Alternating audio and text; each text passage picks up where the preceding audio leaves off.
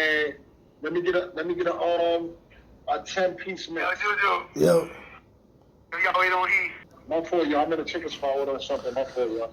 It's alright. I might keep this. This is some real hood right here.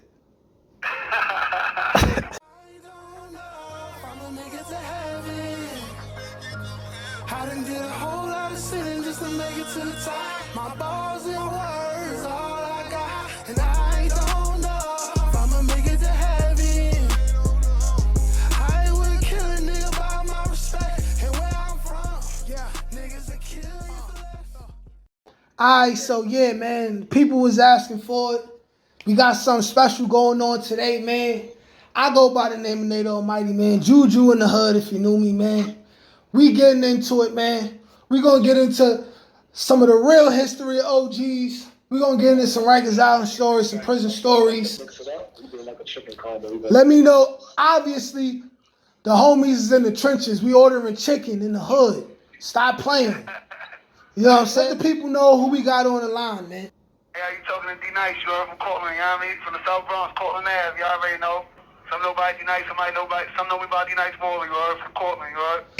All right, so there's been a lot of things going on the internet. Over the last 10 years or whatever, the name OGs has become basically internationally known name for whatever reason, good or bad. You know, that name is very at the forefront with the youth.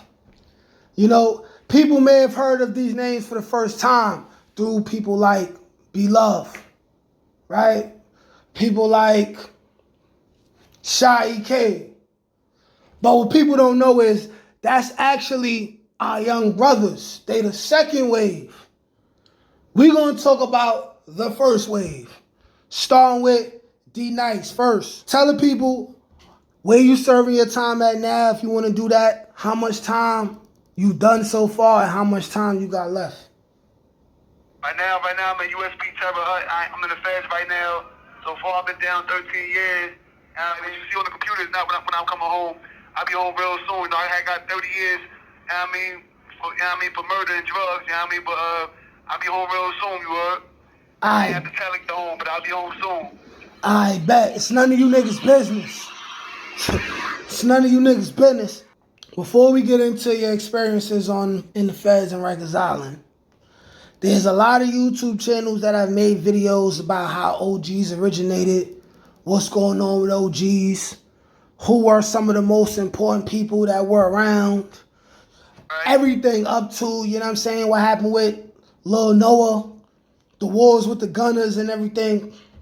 The biggest video being one made by a guy whose channel I watch by the name of Trap Lil Ross, which is this white boy all the way from the UK, right? That's how far. That's how far OGs and, you know what I mean, Bronx drill has made it. But there are many others. All of them have either gotten names wrong or situations completely wrong. You're the first of any of the guys doing time to speak their own story. So as someone who was really there during the first wave of OGs, take us back to the early 2010s and tell us what it was like for you actually being outside and repping OGs in the early 2010s and being in the field. It was real out there, you heard? Like, I ain't gonna lie, like, being young, you know what I mean, had to carry a gun and, you know what I mean, and being in war, being shot at, you know what I mean, have to, you know, shoot at niggas and stuff like that. That shit was like, it was like, you know what I mean, I guess somebody being in the military, it was similar shit like that, you know what I mean, like, having beef with niggas and mind you, the beef is right across the street and close by. And being outnumbered people with so many niggas, you never know where it's coming from. So that shit was like, you know what I mean, it made you grow fast and have to, you know what I mean, react fast and know how to deal with pressure, you know what I mean? And which, you know, me and my people adapted too quick, but that shit, it was real. Like, it made me to who I am today, you know what I mean? I had to go through everything I went through, you feel me? Like, it was like, and I was young, you know what I mean? And I was 17, 18, going through this shit, you know what I mean? And especially repping OGs and being hated. A lot of niggas hated OGs, you know what I mean? A lot of people loved it, but at the same time hated it. And a lot of people wanted us dead. And, you know what I mean? And we all we had, you know what I mean? So we had to stick together and really, you know what I mean, arm each other up. And, you know, that shit was real, you know what I mean? Being young and being shot at and being shot and all that, you know what I mean? So, you know, it was a battlefield, that's all I can say, you heard? Yeah, like it felt like niggas was like 300, outnumbered against all odds, but still, you know what I'm saying? Out here. Like, yeah, you think about it, you know, like when my block is at in the South Bronx, Portland, you know what I mean? Like, a lot of the YG territories surround us, you know what I mean? So it's like we in the middle of a bunch of territories that surround us that, you know what I mean? So niggas come from different directions shooting at us, trying to kill us.